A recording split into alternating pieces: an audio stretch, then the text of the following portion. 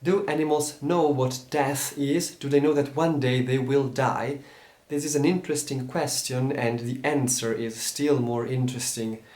Let's first begin to ask ourselves, how did we come to understand death at first?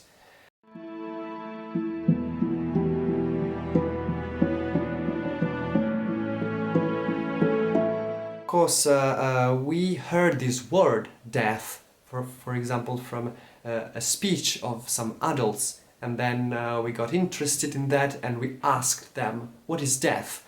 Or we read this word in a book, or we heard this word in a TV series or in a movie, and then we made some research, and then we discovered the meaning of death.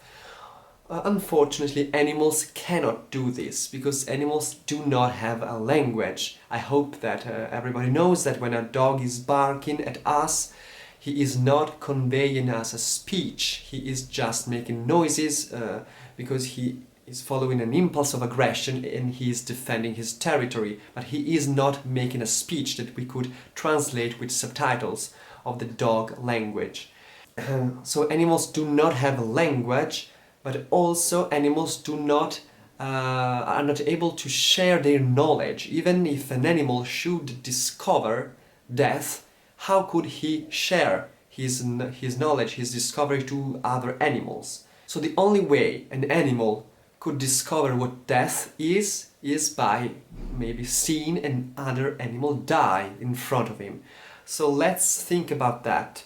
When an animal, for example a cat, sees another cat dying or dead in front of him, at first he would probably think that it is sleeping because it doesn't move even when he is cold, and he doesn't respond when he is touched.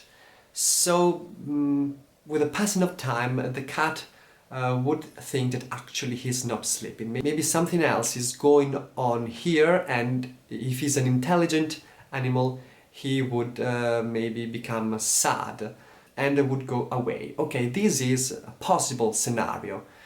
Even if it is not what happens most of the time. For example, I have a beautiful cat, and my cat, when he plays with lizards, of course, lizards die, or either of a heart attack, or they are brutally murdered by him, but he doesn't realize that. I think he just thinks that his toys do not work anymore, because they do not move anymore, so he just gets bored and he goes away. He doesn't know he just killed another living being just like him. But let's go back at the first example of the cat and the dying cat in front of him. Yes, he could understand that that cat is suffering, is kind of dying, but how can he understand that what happens to other individuals can happen to me as well, because I'm another individual? And the second thing is that the cat maybe thinks, oh, he was not careful enough, he got hit by a bus and now he's dying. But if I keep living carefully, if I keep avoiding buses, I will never die. What is happening here? The cat is not grasping the inevitability and the universality of death, that someday death, sooner or later, will affect everyone. He doesn't understand that. Even because death is an abstract concept. Even for example, if I asked you to draw death, what would you do? And we're still debating in bioethics about a definition of death. Some say it is the stopping of the beating of the heart. Others say it is the stopping of the functions of the brain, and so on. So it is an abstract concept. Some philosophers say that there is no such thing as death. It is a word that doesn't make sense. Only life exists. So animals do not have this abstract thinking, and in conclusion, animals do not know what death is, and they do not know that one day they will die. Unfortunately, we are the only animals in the planet to know that. And there is a famous quote, man is the only animal who fears death.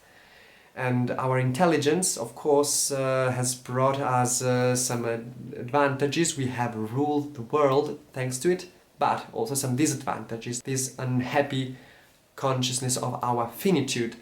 And so I would say that man is the bravest of all the animals, because notwithstanding the conscious of death, he keeps waking up in the morning, he keeps working, he keeps doing some good for the world, and he keeps living.